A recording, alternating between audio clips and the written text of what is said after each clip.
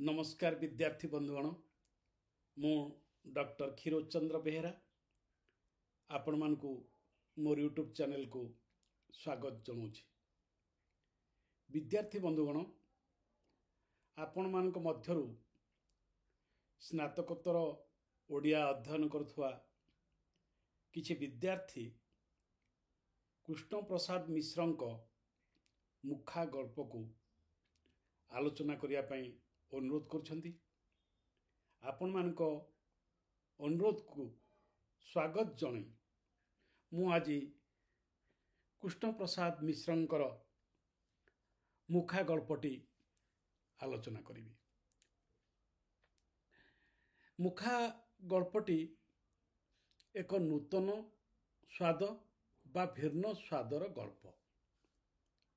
यह मन रखंतु, यह पारंपरिक गल्प नुहे। कहीं पारंपरिक गल्प नुहे, तीनोटी कारण रही। यह एक पारंपरिक गल्प नुहे, यार तीनोटी कारण रही। ए तीनोटी कारण को जदि आपण माने बुझी पारिबे ताहले गल्पटी को बुझी पारिबे और परीक्षा खातारे ठीक भावे उत्तर लिखि पारिबे। ये गल्पटी बुझिबा टिके कष्टकर पाठ, तेणु आपण माने एहाकू सहजरे बुझी पारु नाहंती। काहेकि यह अणपारंपरिक गल्प? प्रथम रे होची एहार चरित्र। एहार चरित्र होचंती दियोटी अमेरिकीय चरित्र। मुख्य चरित्र होचंती दियोटी अमेरिकीय चरित्र। केवल अमेरिकीय चरित्र नुहे, हिप्पी चरित्र। समग्र विश्व रे सप्तम दशक बेलको अर्थात 1961 पर 1980 पर्यंत ये दुईटी दशक, सप्तम और अष्टम दशक, ये हिप्पी संस्कृति और हिप्पी आदर्शवाद द्वारा संपूर्ण रूपे प्रभावित होइथिला। तेणु ये गपटी को बुझिया पई हेले हिप्पी संस्कृति, अमेरिकीय हिप्पी संस्कृति को बुझिया पई पड़िबो। ये होची प्रथम कथा। द्वितीय कथा होची गोटे मूर्ति को केंद्र करी ए गल्पटी रचित होची, किंतु से मूर्तिर परिचय दिया जाउ नाही। से मूर्तिटी रूप बारंबार परिवर्तित होची, तेणु मूर्ति कथा कहा होची, किंतु से मूर्तिटी कहार प्रतिमूर्ति ताहा कहाउ नाही। ताहाकू रहस्यमय भावरे शेष पर्यंत रखी दिया होची। काहेकि से मूर्तिर प्रकृत परिचय उन्मोचन करा जाउ नाही एवं शेष पर्यंत गल्परे से मूर्ति को स्थानित करा होची कहानी रे। कहानीर केन्द्रबिंदु होची मूर्ति, किंतु तार स्वरूप उन्मोचित हो नाही। काहेकि उन्मोचित हो नाही से कारणटी जदि आपण माने बुझिबे ताहले गल्पटी को बुझी पारिबे। तृतीय कथाटी, एथिरे पारंपरिक कहानी विन्यास नाही, घटनार क्रम विन्यास नाही।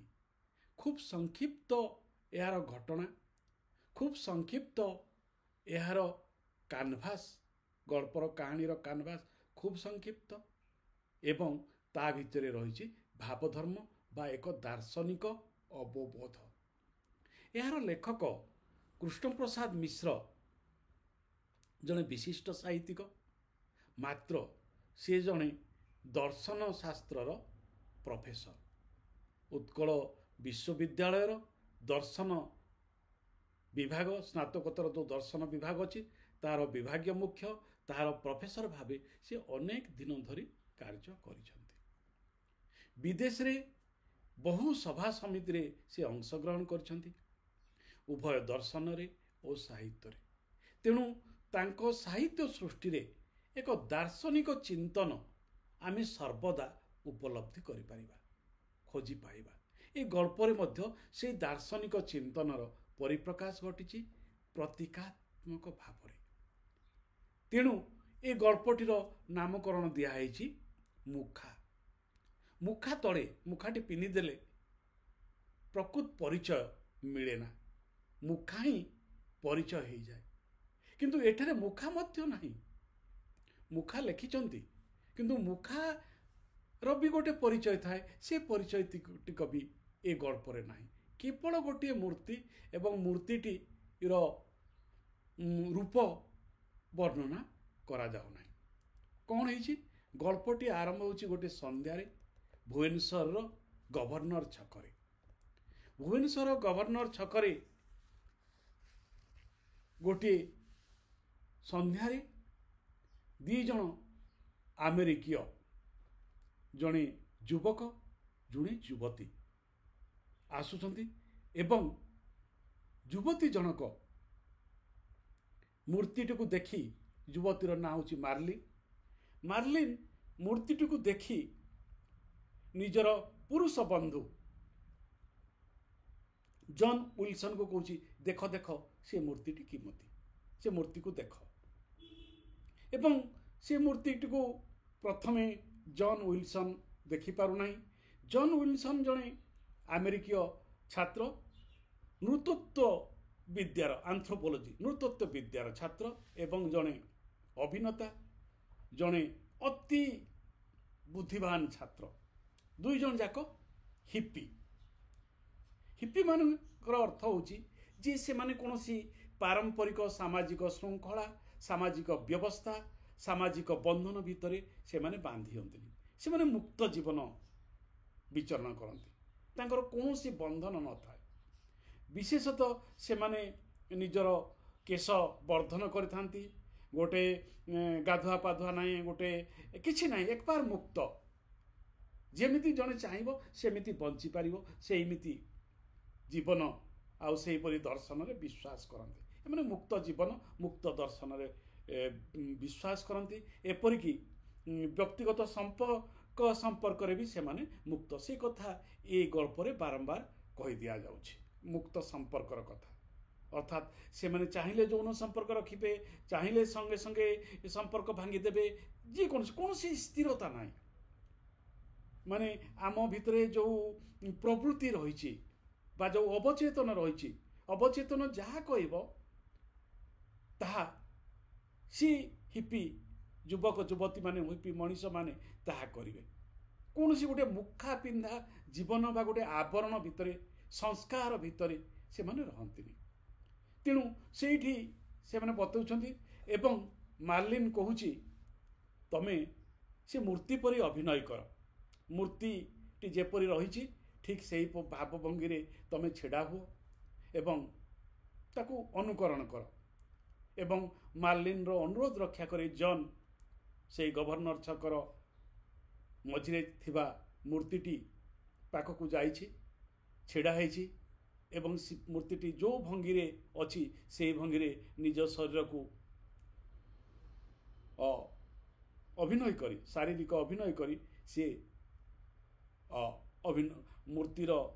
ମୂର୍ତ୍ତିକୁ ଅନୁକରଣ କରୁଛି। ଏହା ଦେଖି ବହୁତ ଲୋକ ସେଠି ଛିଡ଼ା ହେଇଯାଇଛନ୍ତି ଏବଂ ହସିଛନ୍ତି। ଏପରିକି ଗୋଟେ ବ୍ୟାଙ୍କରେ କାମ କରି ସାରିକି ଆସୁଥିବା, ସେ ପାଖ ବ୍ୟାଙ୍କରୁ କାମ ସାରି ଆସୁଥିବା ଗୋଟେ ଦମ୍ପତିକୁ ଇଏ ଜନ୍ ଯାଇ ପଚାରୁଛି ଯେ ଏ ମୂର୍ତ୍ତିଟି କାହାର। ସେମାନେ ତା କଥାକୁ ଗୁରୁତ୍ୱ ଦେଉନାହାନ୍ତି। ମାର୍ଲିନ୍ ବି ଅଛି। ମାର୍ଲିନ୍ ଗୋଟେ ଢିଲା ସାର୍ଟ ପିନ୍ଧିଛି, ତା ଛାତିର ବୋତାମ ଖୋଲା ଅଛି ଏବଂ ତାର ସ୍ତନ ଯୁଗଳ ମଧ୍ୟ ମୁକ୍ତ ଅଛି। ଏ ହିପି ସଂସ୍କୃତି କଥା ଦେଖି ଦିଆହେଉଛି। ତା ସ୍ତନ ଯୁଗଳକୁ ଦେଖିକି ସେ ବ୍ୟାଙ୍କରୁ ଆସୁଥିବା ଲୋକଟି ସେଥିପ୍ରତି ଆକର୍ଷିତ ହେଉଛି ଏବଂ ସେ ଭୁଲି ଯାଉଛି ଯେ ଜନ୍ ତାକୁ କିଛି ପଚାରୁଛି, ତାର ଉତ୍ତର ଦେଉନି ଏବଂ ତା ସ୍ତ୍ରୀ ତାକୁ ଟାଣି ଟାଣି କାର୍ ଭିତରକୁ ନେଇଯାଉଛି। ଏଠି ଗୋଟେ ତୁଳନା କରାହେଉଛି, ମୁଁ ପରେ ସେ କଥା କହିବି। ଏବଂ ଯେହେତୁ ସେ ମୂର୍ତ୍ତିର ପରିଚୟ ସେମାନେ ପାଉନାହାନ୍ତି ଏବଂ ମୂର୍ତ୍ତିକୁ ଅନୁକରଣ କରି ଛିଡ଼ା ହେଉଥିବା ଶୈଳୀଟିକୁ ମାର୍ଲିନ୍ କହୁଛି ନା ଠିକ୍ ହେଲାନି। ତାପରେ ସେମାନେ କ୍ଳାନ୍ତ ହେଇକି ସେଇଠି ପାଖରେ ଫେର ବସି ଯାଉଛନ୍ତି ଏବଂ କିଛି ଧୂମପାନ କରୁଛନ୍ତି। ଧୂମପାନ କରିବା ଭିତରେ ଜଜ୍ର ପରିଚୟ ଦେଇ ଦିଆହେଉଛି, ତାର ଅତୀତ, ତାର ବର୍ତ୍ତମାନ, ତାର ଇତିହାସ, ତାର ଆଦର୍ଶ, ଏସବୁ କଥା କୁହାହେଉଛି। ସନ୍ଧ୍ୟା ହେଇ ଆସୁଛି अंधार आसी जाउछि अंधार आसिला बेलू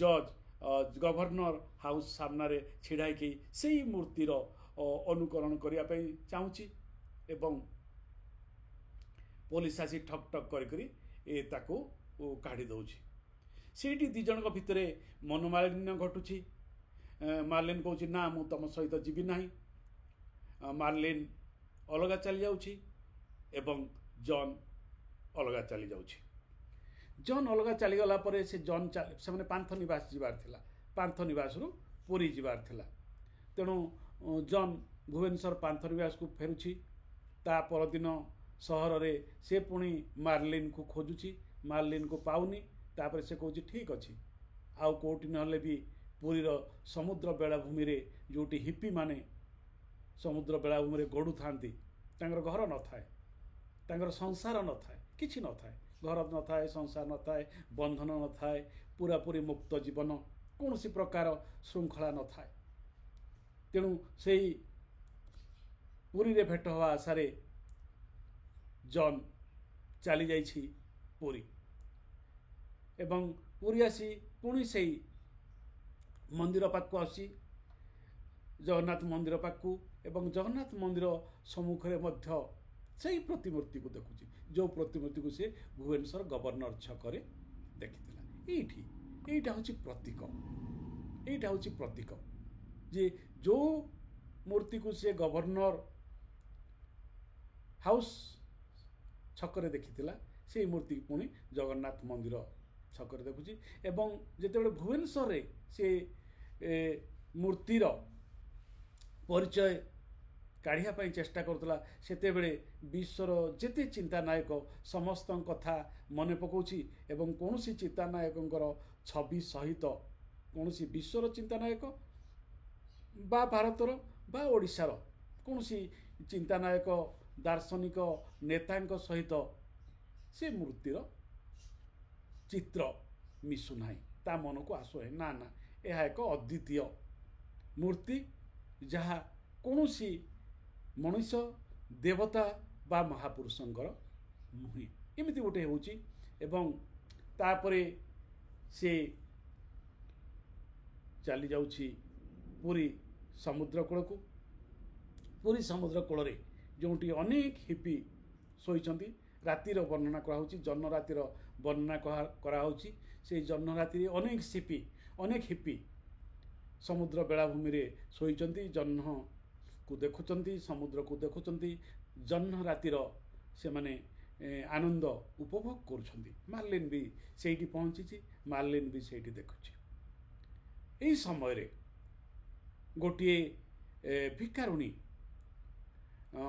विकलांग भिकारुणीटीए से डेई डेई समुद्र आड़ को दौड़ुछि आत्महत्या करने निमित्त ता पछरे ता स्वामीटी मध्य छोटा से मध्य दौड़ुछि छोटे छोटे छोटे छोटे एवं समस्त कहूँ जे मो स्त्री आत्महत्या करने समुद्र को डेउछि दौड़ुछि आस रक्षा कर कहीं ता कथा शुणुना समस्ते अवचेतन व्यस्त रही शोइछंती से जेते बेले दौड़ुछि जॉन रो देहरे बाड़े हो जाउछि जॉन को एवं जॉन को कहूछि जे मो स्त्री को रक्षा कर मो स्त्री को रक्षा कर से दौड़ुछि समुद्र आड़ को एवं आत्महत्या करिवो जॉन सेते बेले सचेतन होउछि एवं से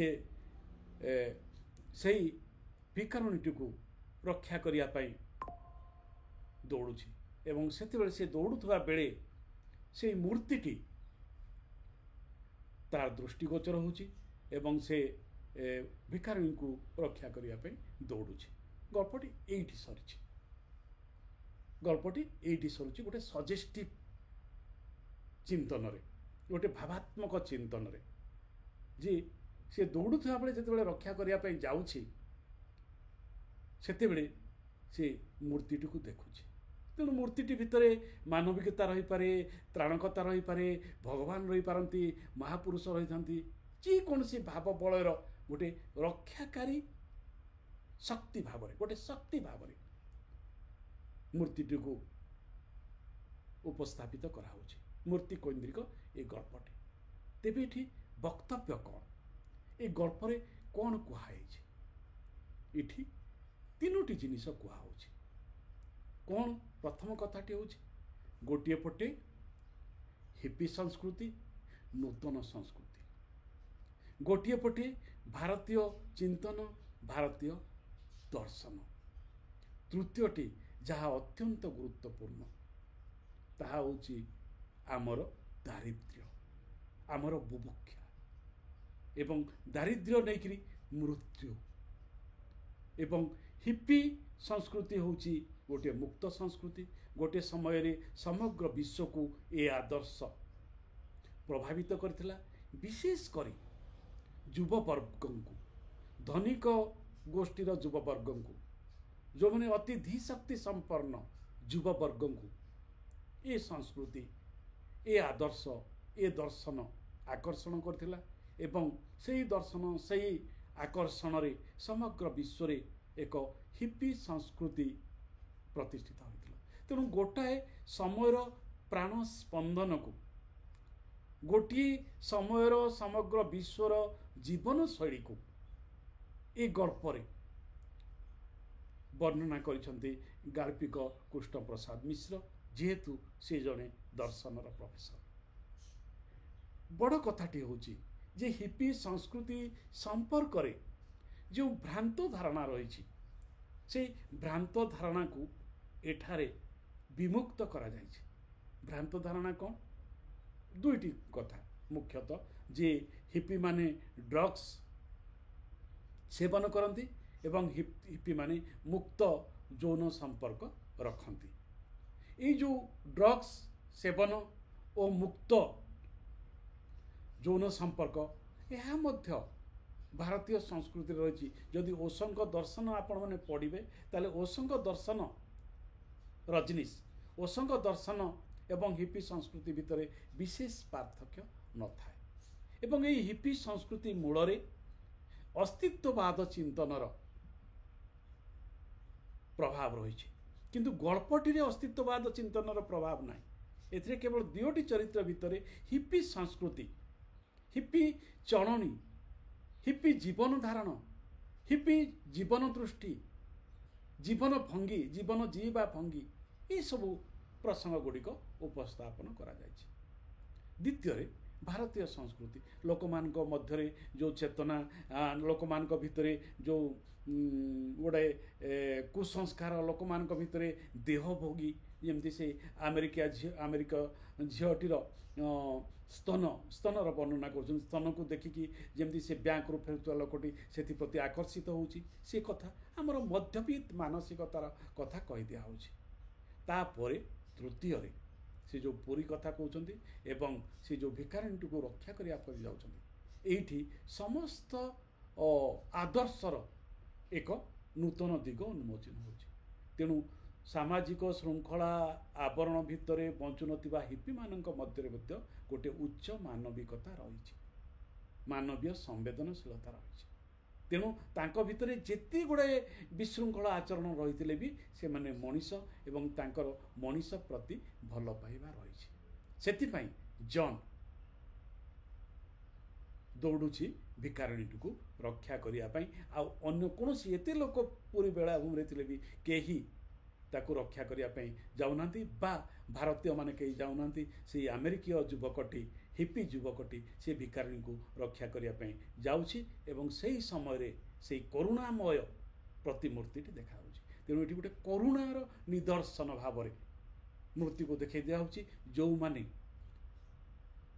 ସମୟ ଓ ଦେଶର ଉର୍ଦ୍ଧ୍ୱରେ, ଅର୍ଥାତ୍ କେତେ ଲୋକ, ମାନେ ଅରିଷ୍ଟଟଲଠୁ, ପ୍ଲାଟୋଠୁ, ସକ୍ରେଟିସଠୁ ଆରମ୍ଭ କରି ମହାତ୍ମା ଗାନ୍ଧୀଠୁ ଆରମ୍ଭ କରି ବିବେକାନନ୍ଦ ପର୍ଯ୍ୟନ୍ତ କେତେ ବ୍ୟକ୍ତି, କେତେ ମହାପୁରୁଷ ମାନବ ସମାଜରେ ଦୟା, ଧର୍ମ ଓ କରୁଣାର ସେବା ଦେଇଛନ୍ତି, ମାନବୀୟ ସମ୍ବେଦନଶୀଳକୁ ଅଭିବୃଦ୍ଧି କରିଛନ୍ତି। ତେଣୁ କୌଣସି ଜଣଙ୍କ ମୂର୍ତ୍ତି ଭିତରେ ଏହି ଭାବଚେତନାକୁ, କରୁଣାମୟ ଭାବଚେତନାକୁ ସୀମାବଦ୍ଧ ନ କରି ସେହି ସମସ୍ତ ମହାପୁରୁଷମାନଙ୍କର ପ୍ରତିନିଧି ଭାବେ ସେ ମୂର୍ତ୍ତିଟିକୁ ଲେଖକ ସ୍ଥାପିତ କରିଛନ୍ତି। କରୁଣାମୟ ମାନବୀୟ ସମ୍ବେଦନଶୀଳରେ ଭରପୁର ଥିବା ସେଇ ମୂର୍ତ୍ତିଟିକୁ